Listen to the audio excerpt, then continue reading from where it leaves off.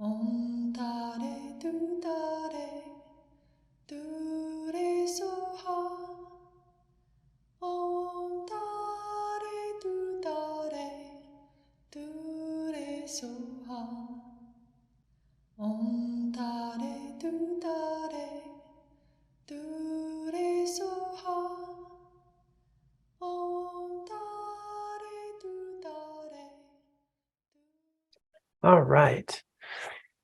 So we are making our way through this incredible text, Approaching the Buddhist Path.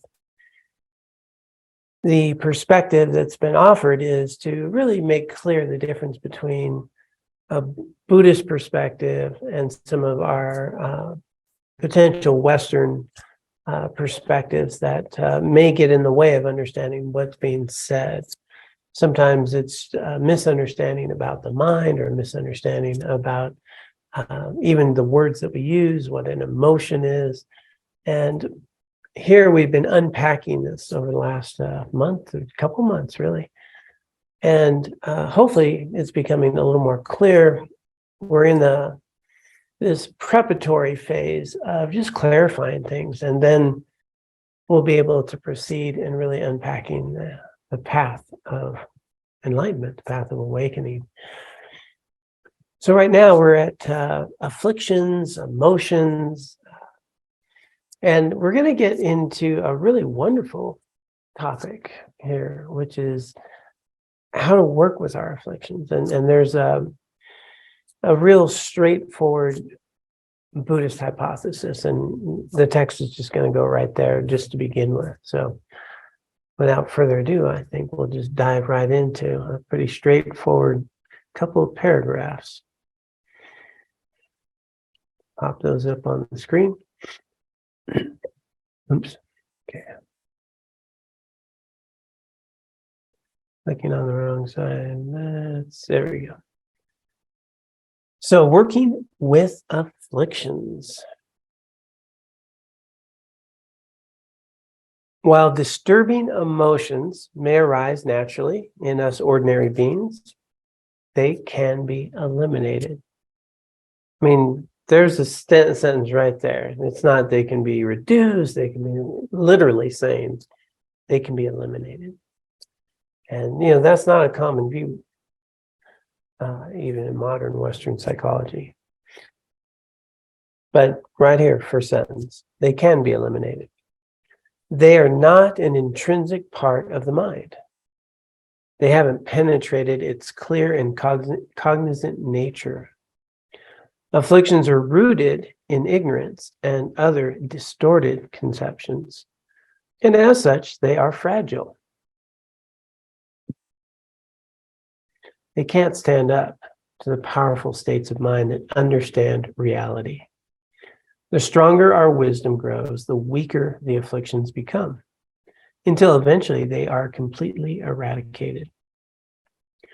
So just pausing there for a moment. And it's just coming straight forward with the hypothesis. It says, our mentally afflicted states are based in misperception. They only arise out of misperception, out of confusion, out of misunderstanding. They're not our nature. It's not how we are. They're not intrinsic to who we are. And the more that we can bring wisdom and understanding to the experience of our emotions or afflictive emotions in this case, they weaken because there's no place for them to really stand. They don't hold up. They don't hold up to wisdom. And it says here, they're fragile. Now, you and I might not be thinking they're so fragile. They're pretty strong and they're deeply rooted. But compared to the insight of wisdom, of understanding, over time, they will weaken and they will fall apart. And so right here, it's going to a very straightforward point. It's not our nature. And the analogy is very often used is like dirty water, right? The water is pure, it's clear. Get some dirt in the water, get it contaminated, then it looks like dirty water. But if we extract the dirt, the water's still there, the water's still pure. And so that's one of the common analogies about our mind. Others are, excuse me, others are, like the sky itself. And then we have clouds, we have thunderstorms, we have these things that are not the sky, but they obscure it. No clouds, and I think the sky is there. It's untouched. So right here at the start, it's saying that our very nature is untouched by these afflictions. It's not who we are. They are things that have taken, it's called advantageous, right? But not in a good way. They've grown out of habits and conditionings and become a part of our experience. And that they won't hold up, right? They won't hold up if we recognize our true nature. They don't hold up under analysis. So the next part is going to talk about sort of the positive aspects here. In contrast, constructive states of mind can be developed limitlessly. The fundamental nature of the mind is pure and stable. The innate, subtle mind of clear light, which is the basis of all of the cultivation of positive states, actually, is stable, and that it continues eternally without interruption. Always there, nonstop, eternal. While afflictions have powerful antidotes that can destroy them, no such counteracting forces exist that can eliminate constructive emotions and attitudes forever. They are based on accurate perception and thus can continually be enhanced. Furthermore, the nature of the mind is such that once we become thoroughly habituated to these virtuous states, we don't need to make repeated effort to cultivate them. They will continue on limitlessly. So these are two pretty big statements, right, to unpack. And if we are clear, first off, about what's a constructive emotion and what's a destructive emotion, that's key. We did spend some time on that there, clarifying the difference between, excuse me, a happy feeling and a constructive emotion. I can have a very happy feeling that is not a very constructive emotion. I can be pretty happy about somebody, that I'm jealous of, having something bad happen to them. I can be happy about that. I can have a pleasurable experience eating something that is actually undermining my diabetes, right? I have diabetes, maybe I shouldn't be eating this, but it feels good, and I'm doing it anyway, right? And if we think about a lot of our lives, there's a lot of things that we do that provide a temporary sense of feeling good. That in the long run really are not pretty much how we want to be or healthy for us. And so we spent quite a bit of time unpacking that understanding around the definition from a Buddhist perspective on constructive emotions, constructive attitudes, and destructive ones. So are they contributing to our well-being or not? Are they robbing us of our well-being in the long term or not? So it's not just the sensation in the body, not just the experience of a feeling. Those are all temporary, very ephemeral. They come and they go. From a Buddhist perspective, it's what's their result? Constructive is going to lead to more well-being. They're going to lead to a greater capacity for resiliency, so forth. Is it going to contribute to better conditions in our life or not? So not the sensation, the feeling, the sort of label we might put on being happy. Much greater understanding about a sense of well-being or integrity, a sense of living in a way that is virtuous and meaningful, that may not feel good in a moment, but will feel good about. And so therein lies what we're talking about in terms of constructive or destructive. I can do a lot of things that make me feel good that are actually counter to my well-being, to the person I want to be, the health, the lifestyle I want to live. And likewise, I cannot feel very good about some things that I will feel good about. They're difficult, they're hard, they're messy, right? And so that's what we spent some time working on previously, and now we're coming to this point. So when he's saying that the limitless nature of these constructive emotions, things like loving kindness, compassion, right? These are going to be things that are intrinsic within us from a Buddhist perspective. That's intrinsic. And they become more natural over time. And then there's two sort of thoughts and approaches on that. One is that it's not anything we're creating, that the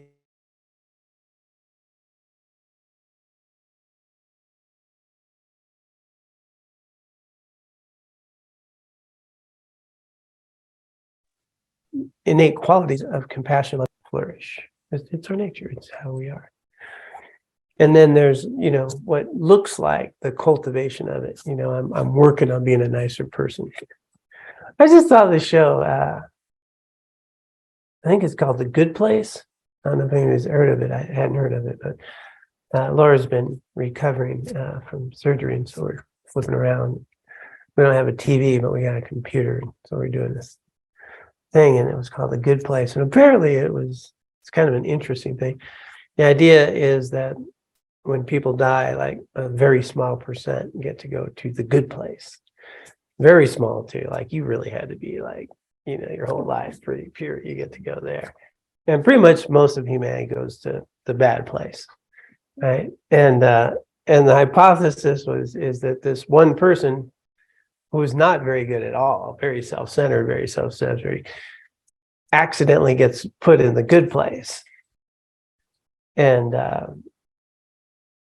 she wants to stay there, but so she wants to learn how to be a good person so she can stay there because she don't want to go to the bad place. And she's very self-centered. And so there's this whole journey of her trying to learn how to care about others.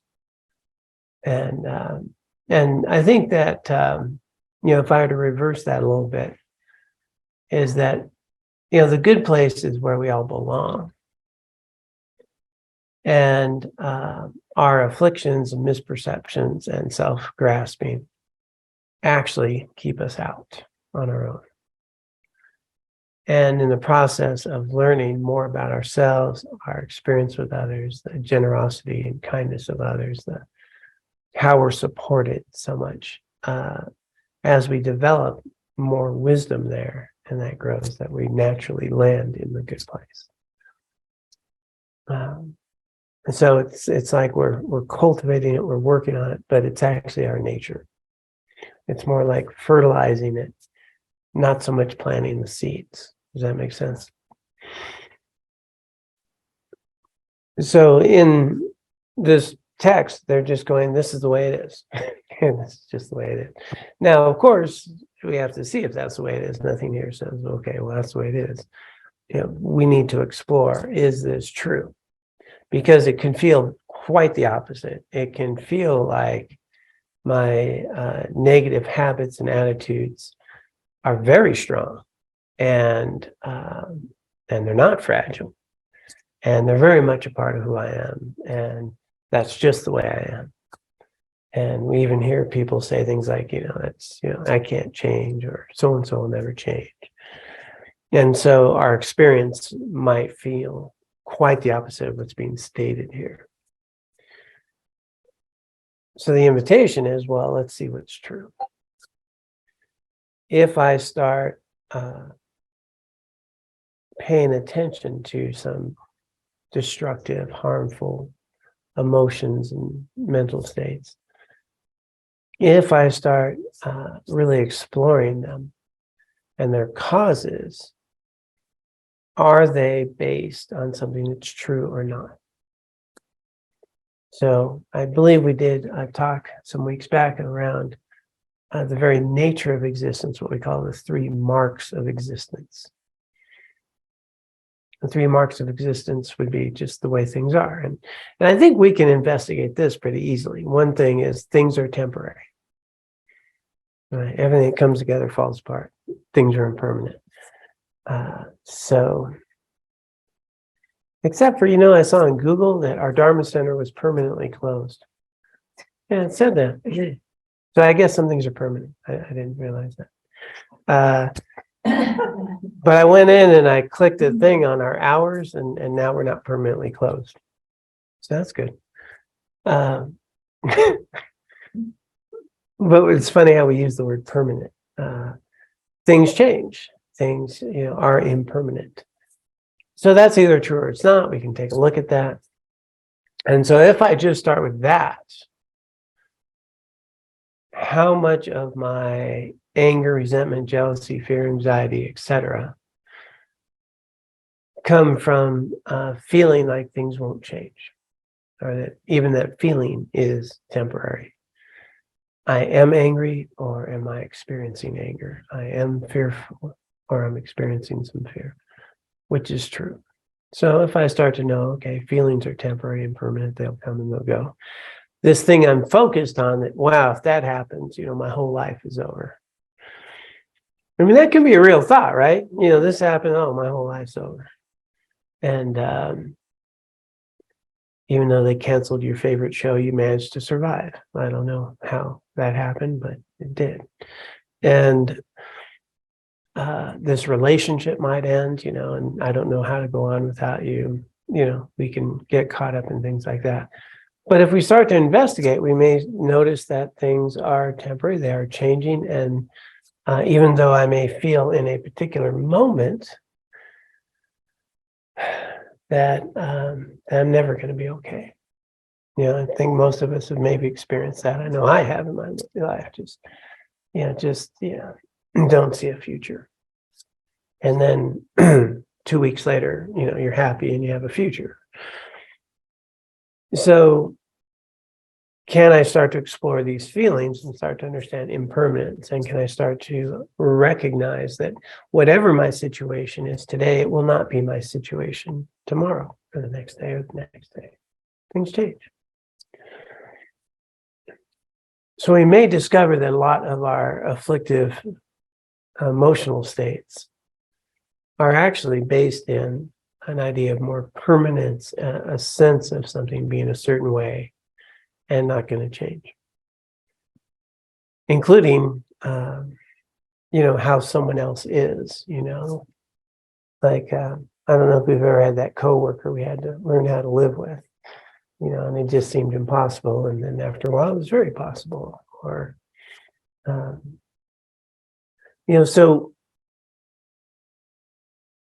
we may discover, if we look a little deeper, that a lot of our afflictive emotions are based on thinking things are more permanent than they are.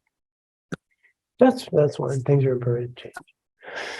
Including how I feel on a given day, and sometimes may not feel like we're getting better, haven't, made any progress. Somebody I was talking to the other day said, I backslid, what's that? Yeah. And is that such a thing? Or is it, did you really slide backwards, or did you have another opportunity to grow and learn and experience something? And I don't think that's a backslide. I think that's another experience, right, that we've had.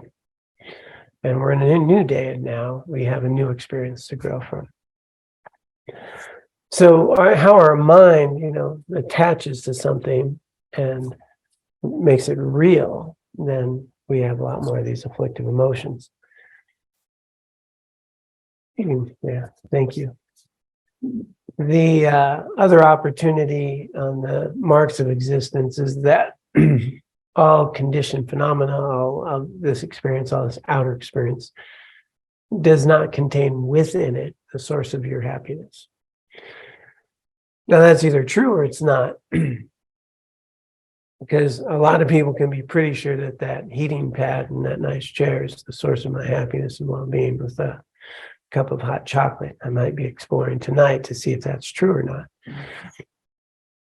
So, it seems as though the hot chocolate or the person or the event is the source of my happiness and can provide that. And then we feel like that's it. And then if I'm losing something that is valuable to me that I believe is the source of my happiness, a lot of afflictive emotions come up, right?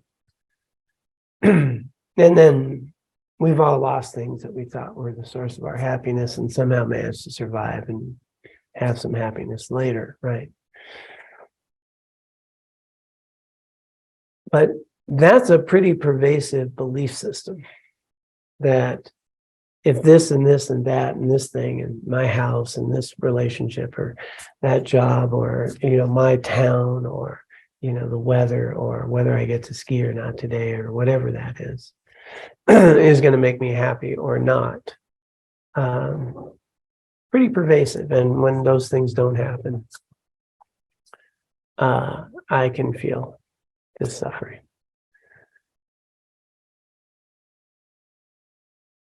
But is any of that true? Can you have exactly all the things you want? I mean, look at what we have in our lives. I mean, I'm pretty sure if you're listening to this, whether you're on a podcast later, whether you're here physically, whether you're online, the fact of our lifestyle here, we have it pretty good. There's a lot of abundance. Most of us can even adjust the heat in our homes. It's pretty amazing. And how can I sit there and think if this little situation, I think was a little bit different, I would be happy? And yet the mind will go there quite easily, right? One of the most profound sort of clarifying points on this and the depth to which this sneaky illusion pops up is a dear friend of mine who's taken a course with me who has actual chronic pain, actual debilitation, parts of her body can't move well at all, and has a car modified to be able to drive it. And so she's lived with her disability for a long time. I taught with her in inner city school. She's this little tiny person who's just a fireball, but in pain, much of her life. And she was going through a more intense bout of pain than usual. And she's taken a course with me, and we're exploring the very nature of these things. Where does our happiness come from? And her mind was very clear. Her big epiphany she shared is she would have the idea that if I could only be healthy, I could be happy. And on the face of it, it sounds reasonable, right? Doesn't it? Yeah. And then in the midst of that, she said, I know a lot of healthy people who are not happy. Like it just did not hold up at all as she looked at that. She knew, most of the people she ran are healthy and not happy. And it was just this, it just cut through delusion. When she shared that with me, I thought, wow, what a clear point, And yet it seemed so rational from her perspective initially, right? It seems like that to me. If I could just, be healthy, then I could be happy. And what she found was she could be happy in living in her conditions the way she is. She actually has gone on, become a mom, and has this wonderful life, has a beautiful little daughter now, and has a life that she feels pretty good about. So these are the things that we want to explore around true causes of happiness, true causes of suffering, and how our afflictive mental and emotional states will arise from a misperception. And they'll be very strong. But if we learn to apply some wisdom, some analysis, some observation, some experience to them, they weaken, they fall apart. In her experience, she got rid of the idea of just needing to be healthy to be happy and started being happy with what she had, the life she's doing, the life she's living. So, yeah, do our conditions matter? Of course they matter, right? It's not very easy to be happy and well if you're starving or if you're in a prison camp, if you are cold, if you don't have your basic needs met. Of course. So it's not, people can go two extremes here, right? Well, then I shouldn't need anything. No, yeah, we need our basics. We need our sustainability. We need warmth, and we need education. We need healthcare. These are things that are going to be conditions from which we can have that capacity for lasting happiness. So what we need to be in a safe environment.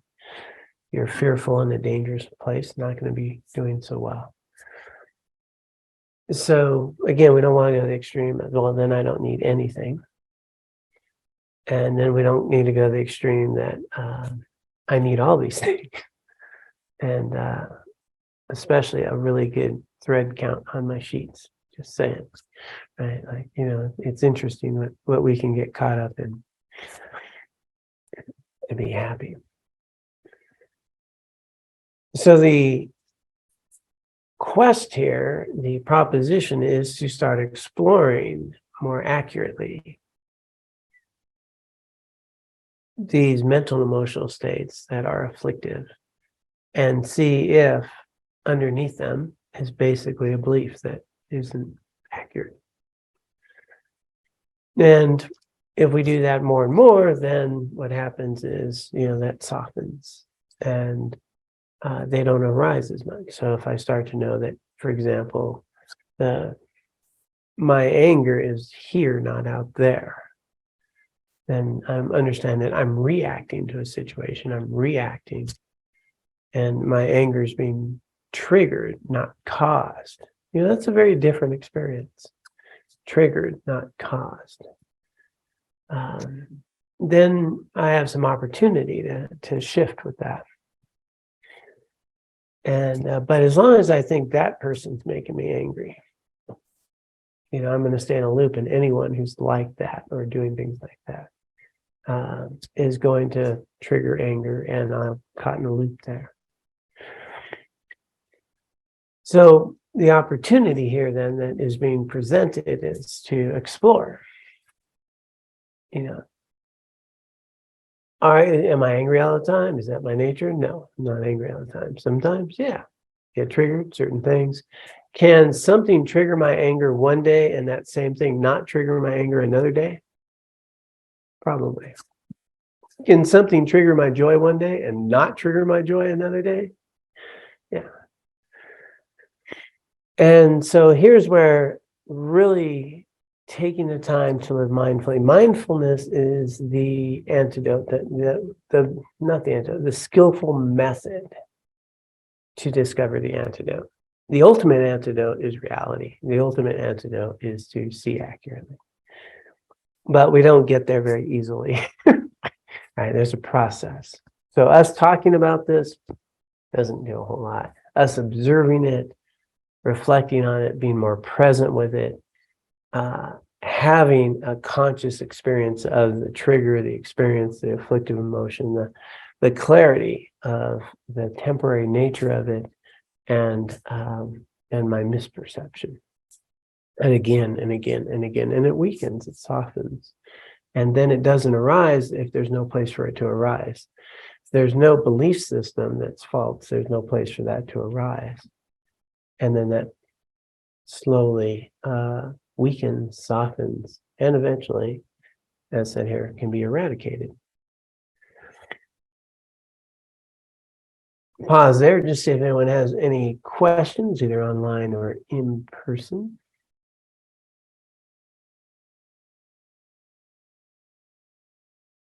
So John, Yes. watching the news Yes. triggers my anger. But I would like, so my solution to that is never to watch the news.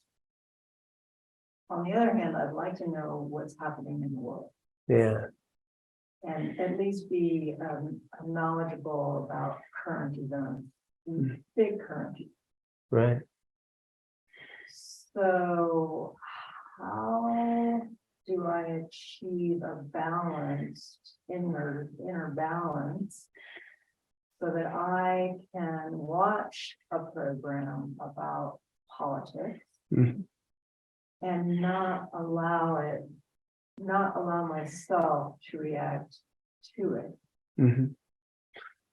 So just to repeat for all those online, in case you didn't hear the question, and I think a lot of people can relate to this, that watching the news can be very triggering, can cause anger and frustration, or lots of anxiety even for some people, and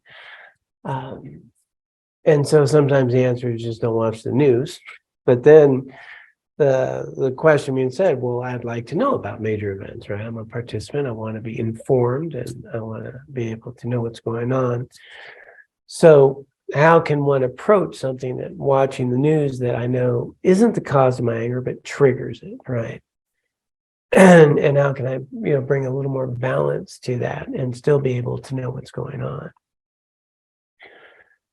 Now, this is going to be a good segue to this nice teaching by Thubten Chodron in a moment. One thing that is helpful for me is, to always start with a perspective. Because as Jetsuma Tenzin Palmo says, our big problem is we forget. Okay. And here's one thing I would forget, that I can be totally okay in my home, having a nice meal, not watch the news and be okay. I can be totally okay. Then I can watch the news. Whatever I was okay about, I'm not okay about anymore. And I'm caught up in something. And I could totally forget that my life after the news and before the news is pretty much going to be the same. Unless you've already finished your dessert, in which case, you won't have that anymore. Right? And the only thing that's changed is what I'm paying attention to, right? The world's been doing the thing it's doing. And my attention was on one thing. And then that overshadowed everything else. And so for me, the perspective is that life's messy. And this journey of, I used to be a history teacher, this evolution of civilization that we're in has been rife throughout time. Power struggles and violence and overthrows and coups and slavery and abuse. And that's the nature of samsara, that's samsara. And then rather than just sit there, because that may not be a very happy place, that in the midst of this samsara, look at the goodness that takes place, right? So I like to have a perspective of a bigger perspective that throughout, now it's over 8 billion humans. Wasn't that long ago we got to the 7. We're already into over 8 billion humans now. The troublemakers are the minority. The mass of humanity that we see help each other, they're polite to each other, they feed their neighbors, they support each other. I mean, that's what is really going on day in and day out. And in the midst of all this confusion since, early civilization, we actually exist in a world where we can now speak to people of foreign countries and different cultures and different languages with a greater tolerance than we've ever had. So it's nice to hold that first. And then watch a little bit of the madness, right? And then I'm very selective about if I'm watching news and they bring in someone from the political side, who's an elected official, and someone from the other side who's an elected official. I kind of think that's kind of a waste of time. because nobody's going to be talking about the very nature of the problem. And I do like to rather listen to journalists who are unpacking, and having a discussion. They can have different perspectives. So I do try to pick news shows that will push that. PBS is usually pretty good about that, and some others. But for me, those are things that I do that kind of balance my mind and allow me to see how, fear, insecurity, and, and how people can be driven and cause a lot of harm to others. But to have some perspective around that. So that's one of the things that I do. And having said that, here's a nice segue, because I've been hoping to show this. I'm going to bring up a teaching by Thubten Chodron, which I think I have saved. Actually, I haven't saved it yet. Hold on one sec. I will get there.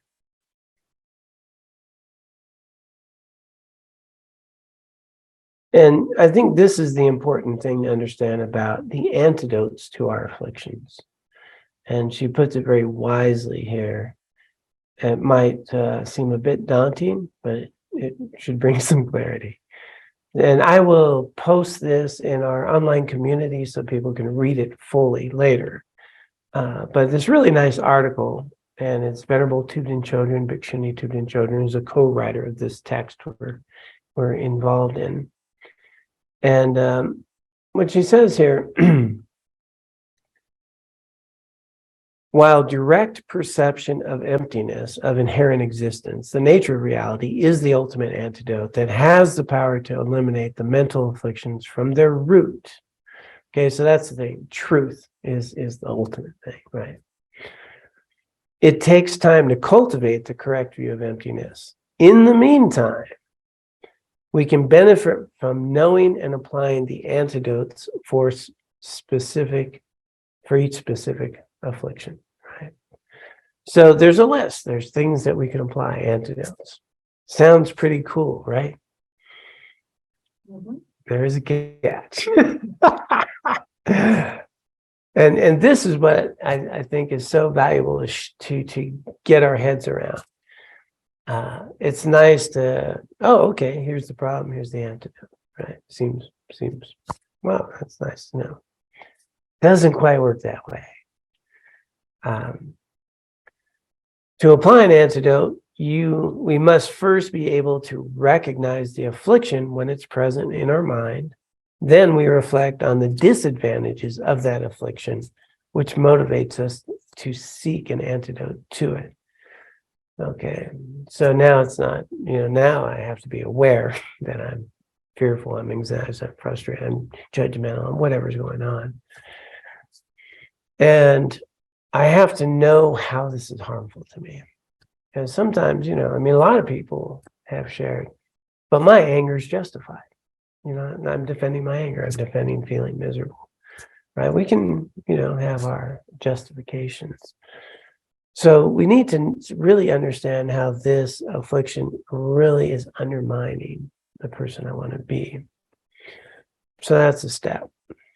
And then she points out that one day, a particular antidote to an affliction may easily enable you to let it go, while a month later, another antidote may work more effectively.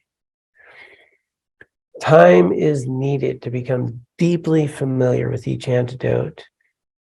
In the heat of anger, don't expect your mind to become pacified simply by reading a list of antidotes to anger. Right? Not gonna work so well. Thus, it's wise to become familiar with all of the antidotes to that affliction by meditating on them when your mind is not overwhelmed by that affliction. So this is something I've said many times, and illustrating a point by His Holiness. The best time to work on our anger is when we're not angry. Right? The best time to cultivate patience is when I don't need it. That in our daily life we can be sort of rooting out these seeds of afflictions. We can be working with them when we're not in the throes of them. And that's this awareness of how we're engaging our life. So she says here, don't expect an affliction to vanish because You successfully applied the antidote once. Until we have realized emptiness directly and non-conceptually, afflictions will continue to arise in our minds. Don't be discouraged. Keep practicing. Making effort to transform our mind produces benefit for ourselves and others. So what's being shared here is that there's a process of undoing an habitual way of perceiving the world and the things that we react to and how we get caught up in them. And one of the way it's taught most effectively, and certainly that within my teachers, is pick the biggest one first. Pick the one that's the biggest problem first, right? I'm going to get rid of all my afflictions. I'm going to try to get all the antidotes. It's like, okay, in my life right now, what's my biggest issue? Okay, let me work on that. Let me notice how it undermines my happiness. Let me see what that does. Let me understand that. And let me start working with some antidotes for that. And what happens is if I start with my biggest issue, nothing's in isolation. As I'm recognizing that, as I'm seeing things more accurately, as I'm applying antidote, it's going to affect some of my other afflictions. But if I really focus on the biggest sort of current issue, it will soften. And as we work on that, it will provide us opportunities that will work on some of the others. And then, if that one gets kind of resolved, we can move to the next. So we don't have to be overwhelmed by, 84,000 mental afflictions. Okay, okay, what's my big issue today? Let me work on that for a while. So the good news can be eradicated, go away, we can do it. It's not our nature. The not so exciting news is what I'm going to demonstrate. If you're listening to this on a podcast, you won't get the full visual. But for example, she's going to break down some of the process for afflictions. For example, attachment. We talked about attachment earlier on. And we don't have time to read all this, but she would say, okay, first off, we need to know what attachment is, have a clear definition. And then you would reflect on what are the disadvantages of attachment. 1, 2, 3, 4, 5, 6, 7. There's a long list here. Okay, there's 18. Okay, so in within my tradition, we would do what's called analytical meditation, and you kind of bring attachment up, and you'd really get to go through these things and see and know and relate to how the disadvantages of clinging attachment, right? So, for example, one of the things here. When we're parted from dear ones, our minds are tormented by sadness and grief. And when we're with them, there's still no satisfaction. Then we worry about it, right? So, wow, let's kind of reflect on that, right? And you just let that sink in. And that's just one of 18. And then, after you're clear with some of those, then we get to know the antidotes. And guess what? There's a list. Right, so here's another eight sort of antidotes that are useful for attachment. That's general attachment. It goes on. What about antidotes to attachments to praise and approval? Okay, now we got a whole nother list. That's a long list. That's 14. What about antidotes to sexual attachment? Okay, we got another list. Whoa, that's a long one. And then you move to anger, and so there's this list. So I will make this available, and so people can read that. What the point I want to share with that is that it's a process, right? It's so easy to want the medicine. So easy to how do I deal with this? When the way to deal with it is how we live our lives with a little more virtue and a little more patience and a little more wisdom, and more mindfully challenging some of our belief systems, challenging when our emotions arise, to see is it really based in reality or not. and then applying some of these antidotes and seeing how it works out. And what happens is over time, then that becomes habit, and then it becomes more natural. Initially, people will see a big list like that, and they're going to go, too much. Right?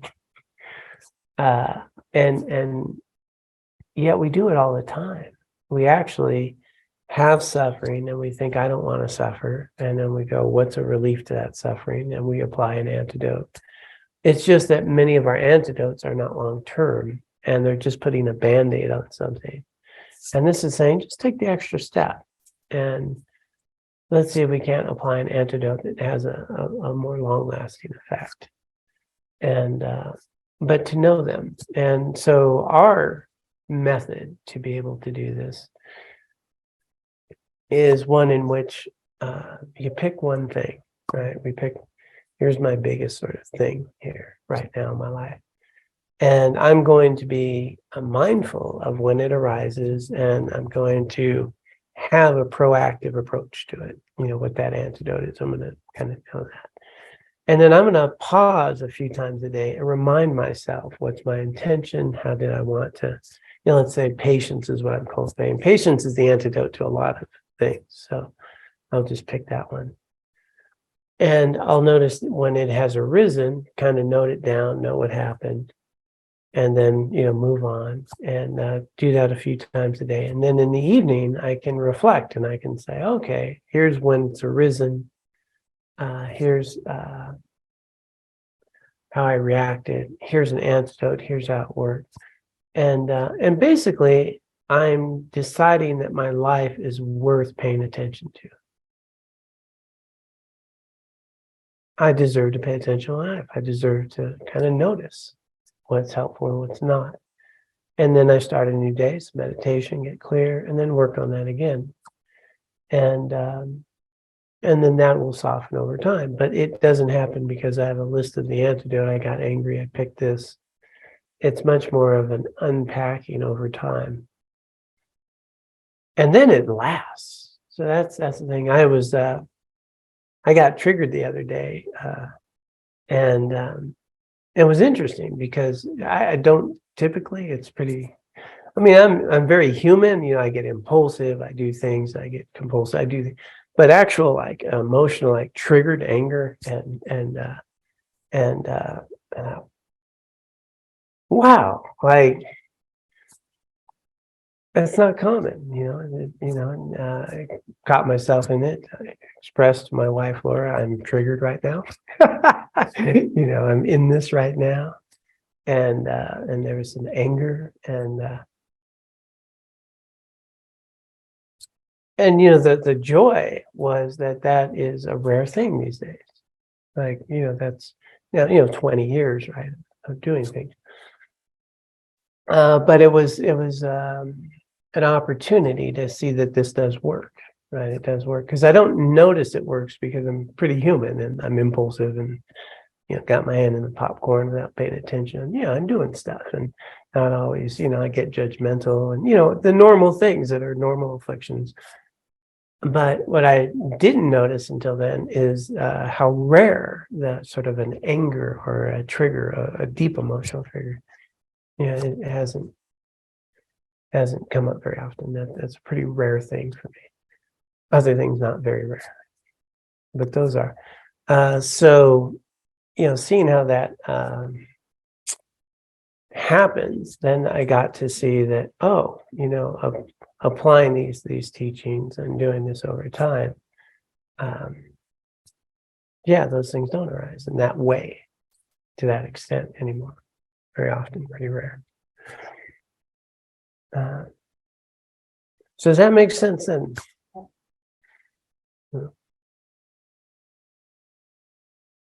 So comments online. Anyone? Anybody want to know what I was triggered by? Not telling you. So now let me just go back to this other piece and then we'll, yeah. You guys are a silent group out there.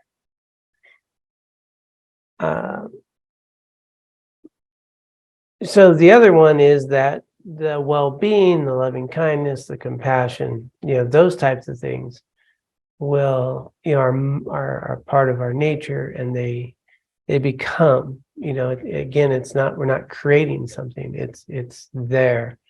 And as that becomes unencumbered, right, unobstructed by the afflictive emotions, that's our nature. That'll be available to us more. And the way you access those is in reality again. For example, the news, back to the news. That is this one small sliver of information compared to what I see around me with my neighbors and people stopping at stop signs and people walking kids across the street and school teachers and, things that are going on day in and day out. Volunteers at the hospital and things of that nature that is happening all the time. So what I attend to becomes my reality. So taking some time each day to bring to mind the virtue of others and cultivate empathetic joy is something that, as I do it more often, that is something that just becomes more just the way I am more, because I see it more. Just simply, there is more of that. I'm not paying attention to it because it's the norm. That's the thing. We notice somebody acting out in anger at a grocery store because it's not the norm, right? It pops out. And what we miss all day long is everyone in a grocery store, getting along. That's the norm.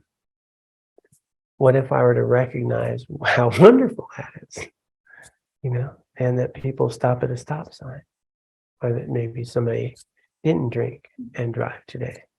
There are those that do. And, but what I attend to becomes my reality. And if my mind habitually goes to one small aspect of life and it obscures everything else, it obscures very much a similar path of my very nature of loving kindness and compassion is obscured by my afflictions, because that's what I'm identifying with. And so can I, open my mind clearly and understand there is abuse, there is neglect, there are tragedies, there is also joys. And in the midst of all this messiness of samsara, I get inspired by all the goodness, that I just have never met another human being that I don't think wants to be a good human being, especially that lady who's trapped in the good place. Who's working on it. It was a bizarre show. I don't know. It was pretty, but it was an interesting sort of mental play. Yeah, I thought. Not recommending everything. I was just bringing it up because it was an interesting thing. Okay. So let's just, I want to see if I can tie this up with a nice little thing here. People commonly regard emotions as raw feelings distinct from thought or other cognitive processes. They seem to arise spontaneously, not through conscious effort. We believe that emotions happen to us and that any reasonable person would feel the way we do in the same situation. However, learning how destructive emotions arise and observing this process with mindfulness enables us to see they're not givens. We can learn to detect harmful emotions while they are still small and swiftly apply their antidotes. When we ruminate on the harms others have caused us, for example, our resentments increase. When we contemplate on the kindness of others, gratitude wells up. And so, right, what am I paying attention to? The good qualities of my partner, my spouse, my neighbor, or, what they're not doing the way I would like, which is it. And the work of Paul Ekman, he talks about there's 9 ways to trigger an emotion. And so typically an emotion that we have will come and go. It won't last, right? Nobody's had an emotion that just stayed, right? Came, it went. But what we'll tend to do is re-trigger it. Right? I feel sad, and I'm so sad, and this is why I'm sad, and I tell myself why I'm sad, and I tell it, and I'll re-trigger it, I'll relive it, I'll talk about it, I'll, focus on it, and it keeps it alive. And and I'm in it, I can't really shift to the fact that some other thought that would arise. The point being made here is that it feels like we're powerless in the process, right? They're happening to us. This is how things are. This is what we feel. And the invitation here is to explore, well, maybe that's arising because of some past sort of belief or trauma or thing that had happened, which is not happening now. And maybe I can explore my relationship with that more.